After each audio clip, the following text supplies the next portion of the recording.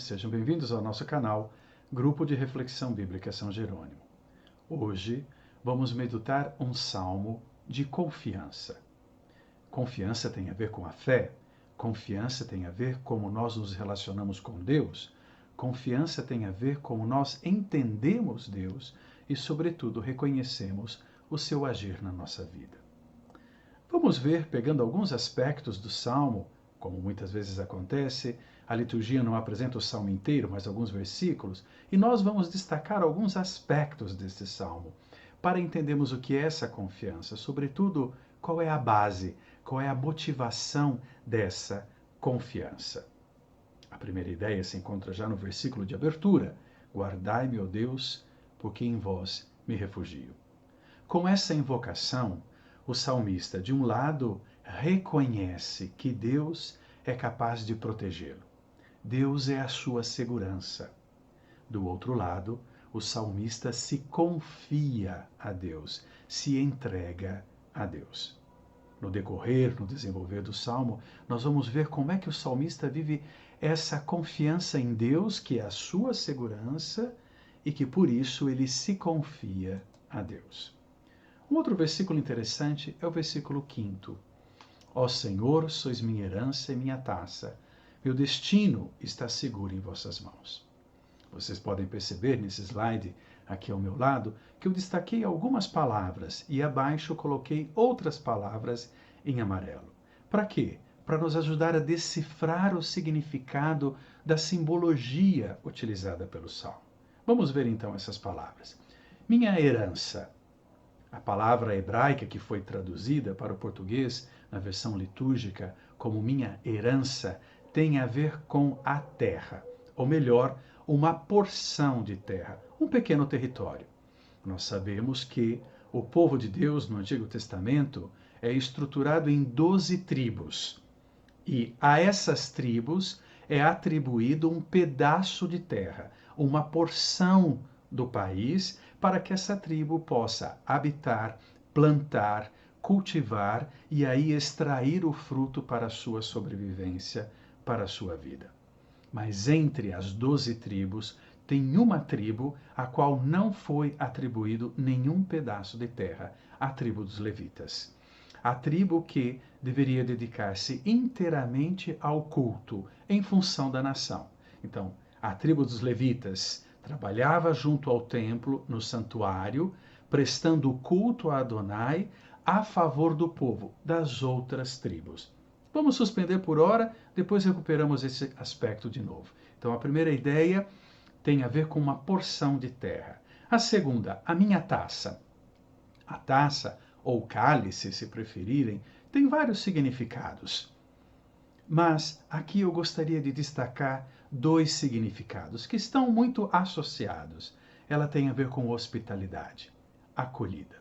Então, a taça indica aqui Deus como minha taça, indica uma experiência de um Deus que nos acolhe, que nos permite sentir que estamos em casa com Ele. Então, começamos com a ideia de um pedaço de terra, passamos para a ideia de uma experiência muito próxima e de intimidade, a hospitalidade, Deus que nos acolhe, e depois passamos para a ideia de destino, meu destino.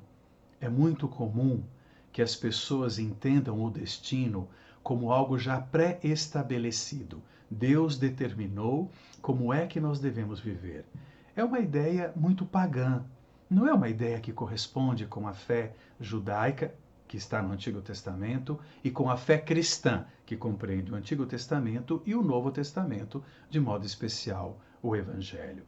Destino aqui não quer dizer que Deus já determinou como serão todos os passos da nossa vida até a nossa morte. Não.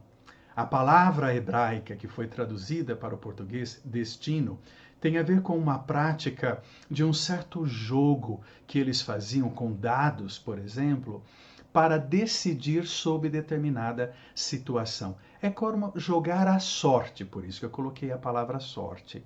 Mas aqui no Salmo, a palavra tem um significado mais profundo. Qual que é o significado mais profundo? A nossa vida, ela carrega é a imprevisibilidade.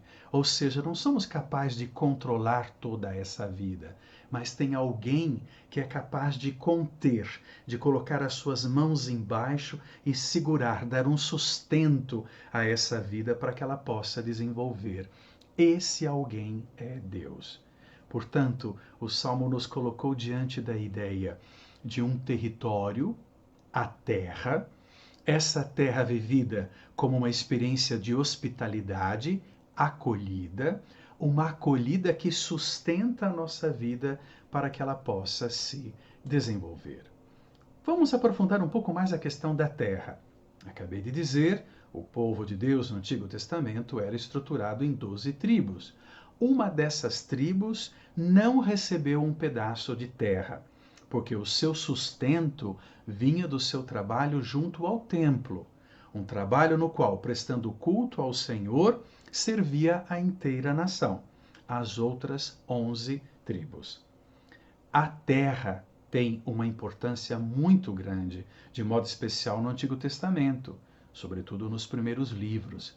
A terra, ela simboliza várias coisas. Podemos aqui destacar duas: felicidade e realização. Além também da ideia de estabilidade, um lugar onde poder construir a minha vida, um lugar onde poder construir família, um lugar onde estabelecer relações, porque é o lugar onde eu posso plantar, colher e assim me alimentar e alimentar as pessoas que convivem comigo ou passam pela minha casa, pelo meu ambiente de vida.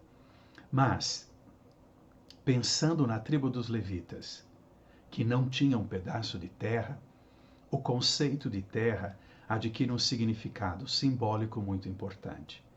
Ou seja, ele deixa de ter um valor material, uma terra específica, e se torna uma experiência de Deus.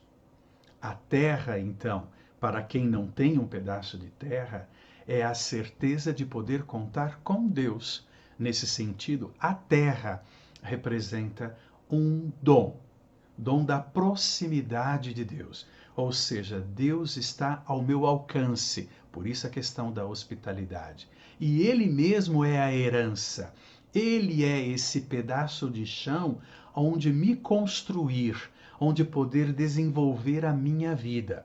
Por isso eu coloquei essa foto do lado de uma plantinha com as raízes que vão penetrando essa terra. A experiência de fé profunda, ela não cancela a nossa necessidade de uma casa material, de um lugar material onde viver. Pelo contrário, seria um absurdo não considerarmos as necessidades materiais da vida. Necessidades minhas, necessidades suas, necessidades de todas as pessoas. Vamos falar aqui de todos os brasileiros, pensando especificamente na nossa nação. Uma necessidade nem sempre atendida e garantida, infelizmente, por vários motivos que não vamos aqui aprofundar. Mas há uma experiência de um terreno onde desenvolver as nossas raízes que vai além da questão da materialidade. Esse terreno é Deus, o Deus que nos acolhe, o Deus que tem as mãos fortes e ao mesmo tempo delicadas o suficiente para nos sustentar, para nos segurar e assim nos dar a ocasião de crescer. Então, a terra aqui representa o dom da proximidade de Deus, que gera uma vida de liberdade, que nos afasta das escravidões.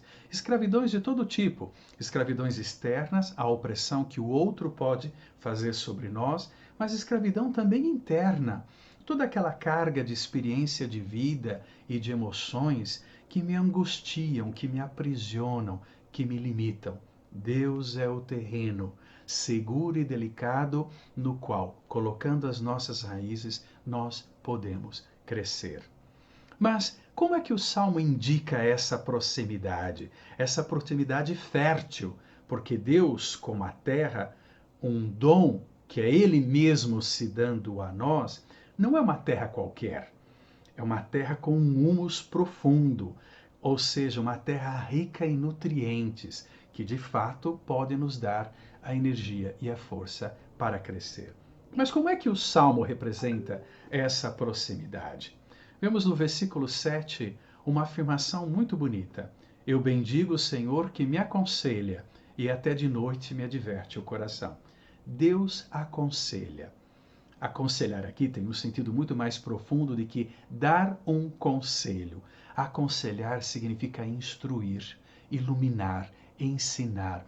Ou seja, Deus é uma presença que lá no nosso coração, por coração aqui se entende a mente, a capacidade de pensar, de discernir e ao mesmo tempo de sentir, coração propriamente, a vida, como a minha interioridade, ou seja, Deus próximo lá dentro de mim, dentro de você, dentro de nós, constantemente nos aconselha, nos ensina.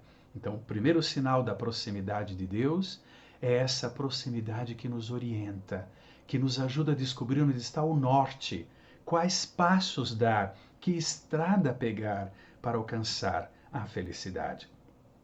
Esse conselho nós ouvimos de um modo muito especial na escuta da palavra de Deus, no próprio salmo que hoje nós estamos meditando. A segunda imagem da proximidade vem no versículo 8. Tenho sempre o Senhor ante meus olhos, pois se o tenho ao meu lado, não vacilo. Vejam, tenho sempre o Senhor ante os meus olhos, ele está de frente, porque eu olho.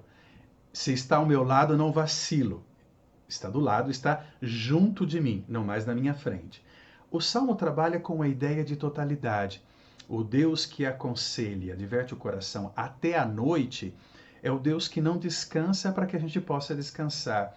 É o Deus que trabalha durante a nossa inteira jornada, dia e noite, para nos orientar. Esse Deus que está diante, esse Deus que está do lado, é o Deus que vai nos protegendo em cobrindo e abraçando a nossa vida inteira. Deixemos que esse salmo, de fato, possa irrigar os nossos corações, a fim de que lá dentro, experimentando essa presença de Deus, saibamos viver a confiança nele. Uma confiança que não retira a nossa responsabilidade e o nosso compromisso, porque a liberdade para a Bíblia, a liberdade no Salmo, a liberdade como dom de Deus, é uma dignidade pessoal que me é dada, mas é uma dignidade que só é genuína quando vivida com responsabilidade, ou seja, sem ignorar, sem desconsiderar o outro, que também precisa de um terreno para poder crescer.